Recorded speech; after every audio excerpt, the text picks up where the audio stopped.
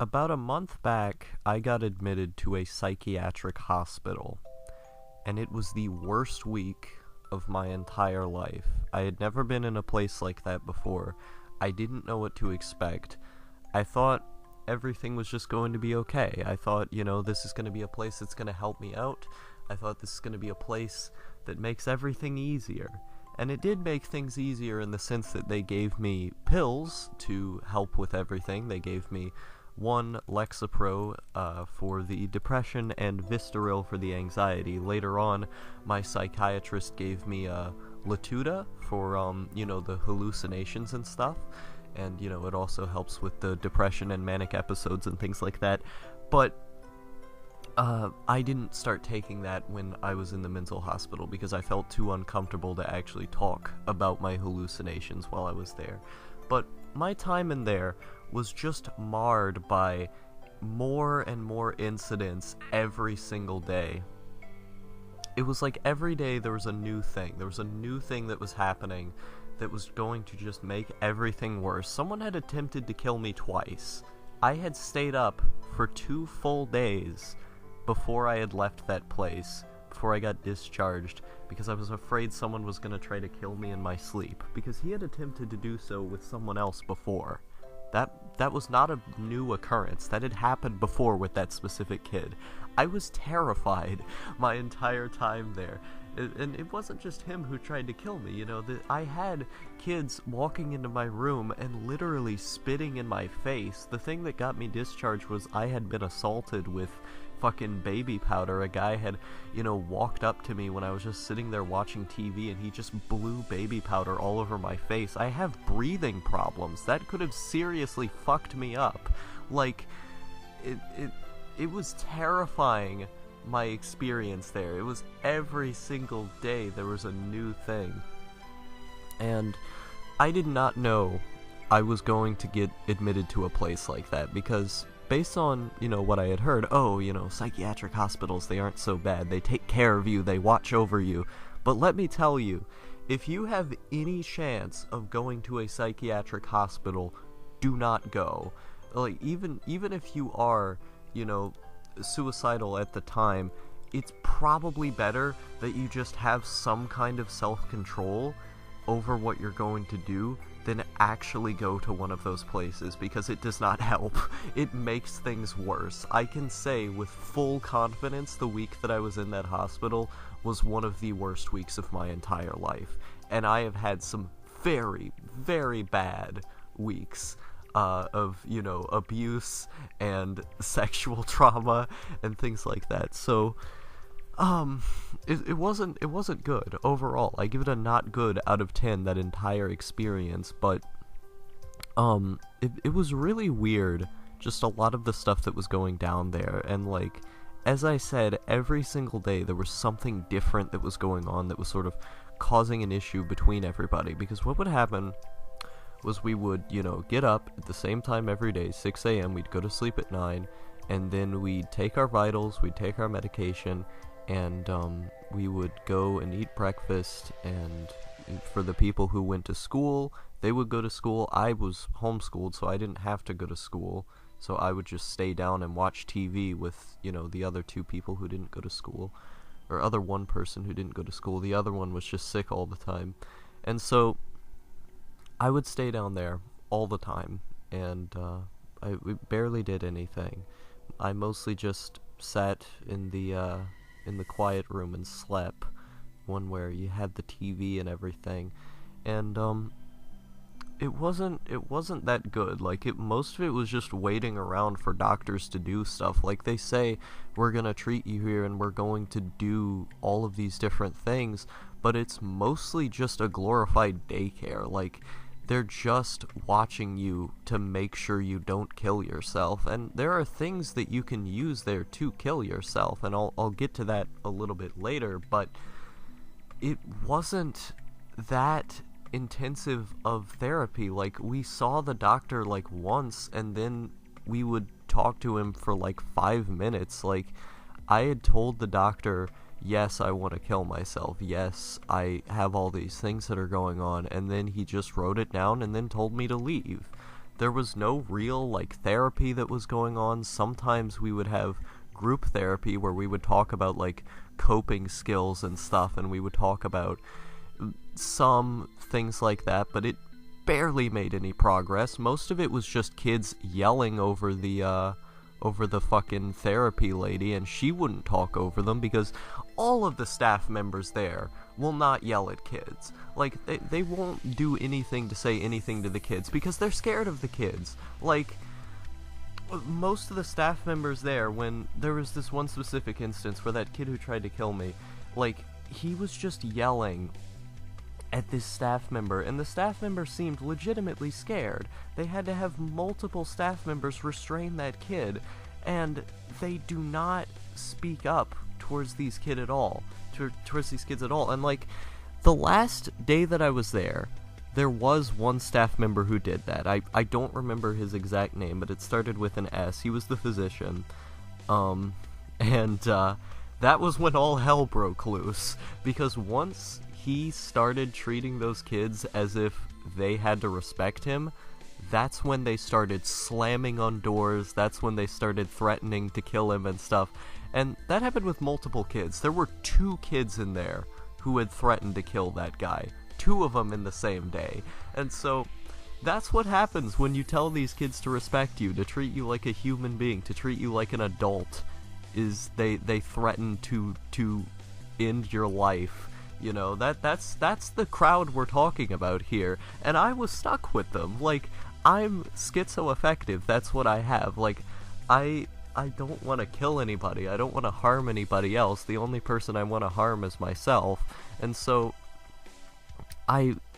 being in that environment with all these other people was just weird. Like, it didn't feel like I was in a place where I was supposed to be, especially because so many of those people were in there for drugs. Like, there were, you know, people who were in there for anger and wanting to kill people, and then there were the people who were in there for drugs. I was the only, like, real suicidal person there. There were people who were in there for quote-unquote suicide, but most of what they had was actually homicide, so, you know, it didn't really count. And, like, the people who were in there for homicide were also in there for drugs, so, like, it was just a mix and mash of these terrible, terrible people, and so, I ended up just kind of getting stuck with that, just being this, like, depressed kid who's like, yeah, dude, I see things that aren't there, I don't want to kill anybody, but, you know, that's about it. And so, it was weird. It was weird being around these people. It was weird getting up every day and walking to breakfast with these people and walking to lunch and going to the gym. And, God, the routine of that place was great. That was one of the things that I did really like about that place, was the fact that we could get up and go to the gym every single day at the exact same time. It made me feel a lot more comfort than my sort of unstructured life at home, where I would be constantly changing my sleep schedule and not really knowing what I'm gonna do each day other than sit on the internet, sit on my computer for the entire day. It's what I do every single day. I just sit on the computer. I don't do anything else. So, I'm scared to leave my house. But, like, God, that place, the only good thing about it was the routine and the food. I had consistent food and I had a routine. Everything else was garbage. I hated the people there. My second roommate was nice, because I had to change my roommate from the original one, because the original one wanted to try and beat me up, but the second roommate I had was really nice. That guy I liked a lot, but, he was just in there for marijuana, you know, chump change, something that you shouldn't even be in there for the first place, you know. Shouldn't get hospitalized in a mental institution for marijuana, that's retarded. Marijuana shouldn't even be illegal. So, yeah, so, it was a pretty insane experience all around. Like, I remember one specific instance, a girl had actually got a hold of something and she slit her wrist open. This day was one of the biggest ones. Like, the day that this girl slit her wrist open was basically when everything felt like it was gonna start coming apart, because everything was happening at once. Like, all of the staff members started going to the cis women's side, because, you know, I get stuck with the cis boys, ooh woo. Everyone, most of the staff was over there. No one was watching the boys. Like, there were no staff at the boys' side, because the little kids were screaming, and all of the girls were freaking the fuck out, because there was blood everywhere. Like, that girl had slit her wrist open, and, like, she was screaming at people touching her because, you know, she had been raped by her grandfather, and so she had these issues of, oh, if anyone touches me, I freak the fuck out. And so that had been going on, and she slit her wrist open. There was blood all over the place, and, like, at that time, like, seeing that, peering over from the door and seeing the blood on the floor was legitimately terrifying for me. Like, I felt like I was going to break down crying just seeing this girl in pain. Like, she was so upset. Like, she was crying, she was screaming, everybody in there was screaming, and, like, I just felt the pain that they were going through, and it was terrible. Like, and I knew what had happened to her, and thinking about that just made me feel even worse. I mean, now I just kind of think it's funny, but, like, at the time, that was terrifying. That was really, really awful. And soon after that, you know, the boys were like, okay, let's start a riot, you know, everything's going on, everything's going down. And this is one of my favorite memes from this entire trip. This guy Elijah, he started yelling from the Cardi B song, money bag, money bag, money bag, and he tried to smash the glass door opened in the activity room. There's a glass door where you could, like, go in there and sit in bean bags and stuff. That was different from the actual activity room itself. It was like a room inside of a room, and what he started to do was yell, money bag, money bag, money bag, and slam his foot against that glass door over and over and over again until the glass was gonna break. And there were glass shards in that room for a while, so we couldn't go in there. They had to fix the room. And he just smashed the place open. And around this time, he had went and told, well, no, that was the first time this kid tried to kill me, but this kid who, you know, who did not like me at all, who self-identified as black, I am not making this up, this kid actually self-identified as black, and had autism, and frequently tried to kill people, really got pissed at me every time I said the N-word, because I'm used to saying the N-word. Like, I think there's nothing wrong with it at all, and I was saying nigga every time, but what Elijah had done was he went and told this kid, hey, this kid said nigger, which I did not say, I said nigga, but he lied, so, this kid would try and get into a fight with me. And it led to him, like, slamming on the walls and stuff and just yelling, I will kill you, and stuff like that.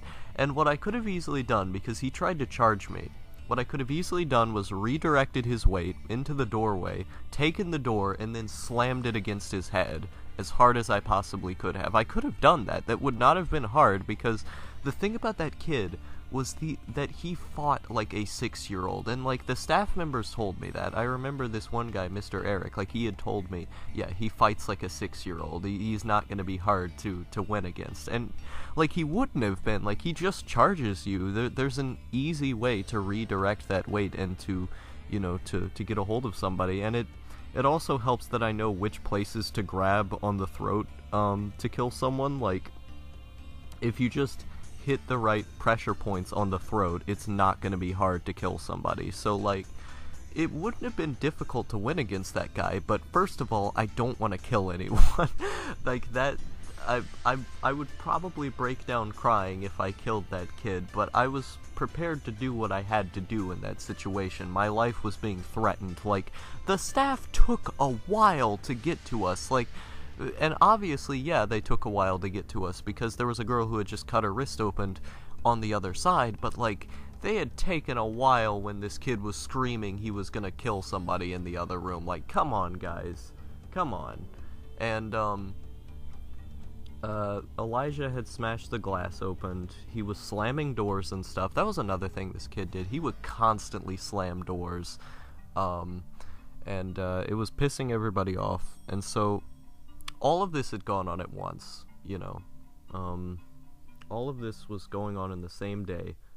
The staff were obviously very stressed out. I was stressed out because I was having to go in another room because one kid was threatening to kill me.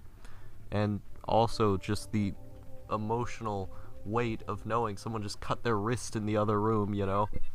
So, basically, almost every day was like this. Like, there were some more relaxed days, but people were always trying to target me in there, especially that specific kid who got on my nerves about saying the fucking N-word. Like, he would just, like, I would be walking around in halls and stuff, and he would look over at me and, like, smile and stuff, and, like, just say, like, hey, buddy, and stuff like that to try and scare me, because he enjoyed the idea of me being scared.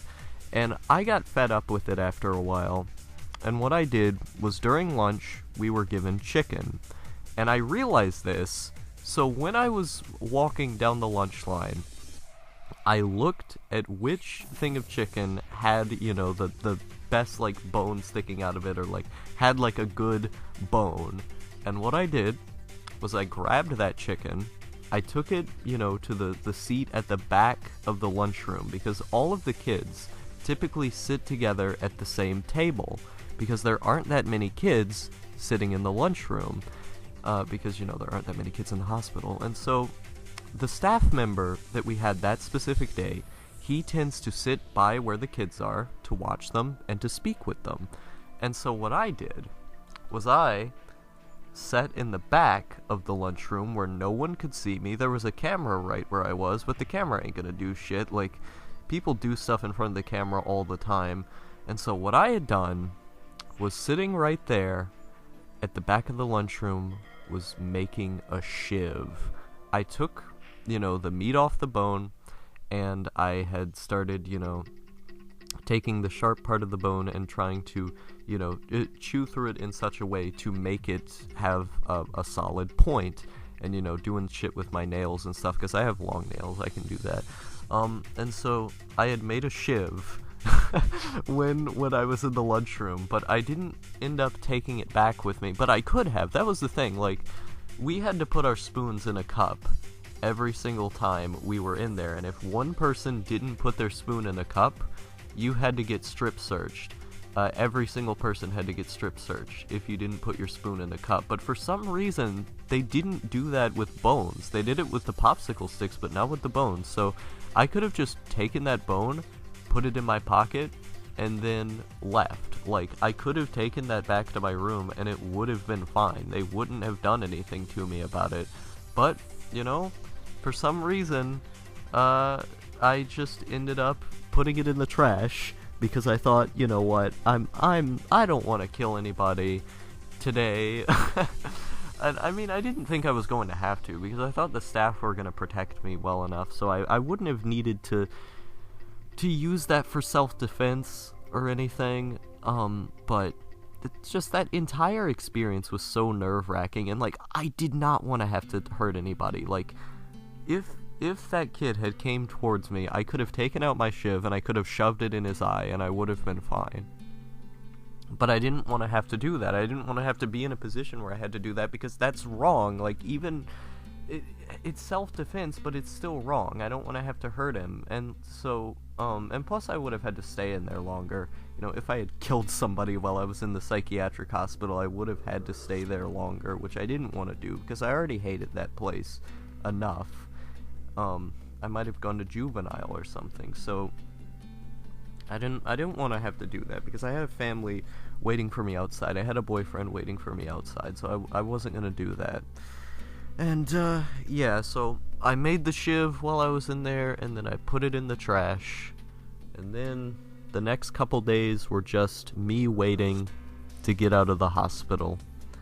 I don't really have that many other stories from when I was in there, other than the fact that I got heavy into trap music, into trap rap, like Lil Yachty, Lil Uzi Vert, Post Malone, stuff like that, because that's what they would always be playing in there. Like, I would be sitting in the activity room, as it were, and they would just put it on 9517, I think was the channel. I used to remember the exact number for this. I don't know why.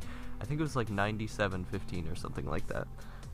They would put it on that channel, and we would just listen to the hip-hop and R&B station, and they would play, like, a lot of Post Malone on there. I got really into Post Malone.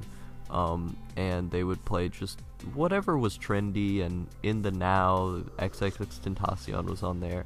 And sometimes, you know, a lady would come in and we could ask, you know, to play a certain song, and, you know, somebody had played Suicide Boys, somebody, you know, dear God, they were playing NBA Youngboy on that. I fucking hated that guy. Oh God, it's terrible. But there were a lot of, you know, good trap songs that were being played that I got into while I was there. And so I guess it's just because there were so many black people in that, you know, in that part of Kentucky, because the hospital that I went to was in Kentucky. It wasn't in Tennessee, which is my state. So, yeah, I guess that was just a big part of the culture, whereas trap has never been huge in the culture over here. Like, we would get, like, a Lil Pump song every now and then that people would find on Snapchat, and they would meme about it, but most of the time, you know, people just didn't have trap in the culture over here because we're country music people. We're fucking pop Philistines. Which, I mean, most people would consider pop, like trap, but, I mean, not over here. You know, we get Taylor Swift over here. We don't get actual, like, cool pop music like Post Malone over here, you know? Because it's, you know, it's the country. People aren't cultured in the country, I guess, even when it comes to pop music. So, yeah. It's a good time. The loony bin was really bad. I really hated the psychiatric hospital a lot. But, I mean, I found out the drug that worked for me there, which was Lexapro, which I'm on, you know, a 20 milligram dosage of, which is for people who are, you know, gonna kill themselves. Because I mean, it was probably good for me that I did go there, because I was going to kill myself not long before I went to the hospital. So I mean, it was probably good that I went there, but also at the same time, so much of my mental state just got worse by being there, and my life was constantly under threat. So I don't know. It was just a very, very bad experience overall, and I mean, I'm glad I went there because I can tell these stories today.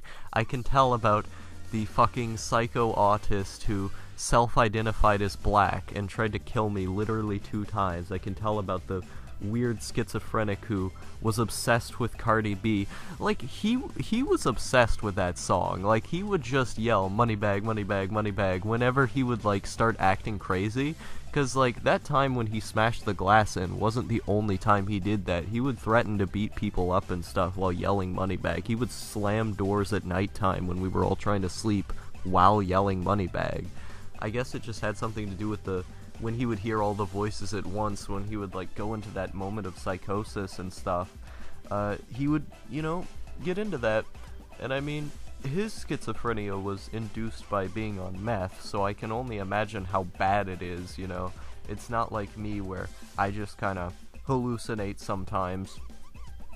But yeah, it's, you know, just crazy people that you meet in these places, and I mean, it's to be expected because that's the clientele that they expect there. But if you take anything from this video, I would strongly recommend never go to a psychiatric hospital. It's dangerous, it's not good, and if you want to kill yourself, if you feel like you're at that point, go to a psychiatrist, tell them that you need to get help, but also don't say you have an intent to do so. Get on medicine and just keep your self-control. If you have to hide weapons in your house, hide them from yourself. Make sure you have self-control not to do anything, and see a psychiatrist who can get you on meds. But whatever you do, do not go to a psychiatric hospital.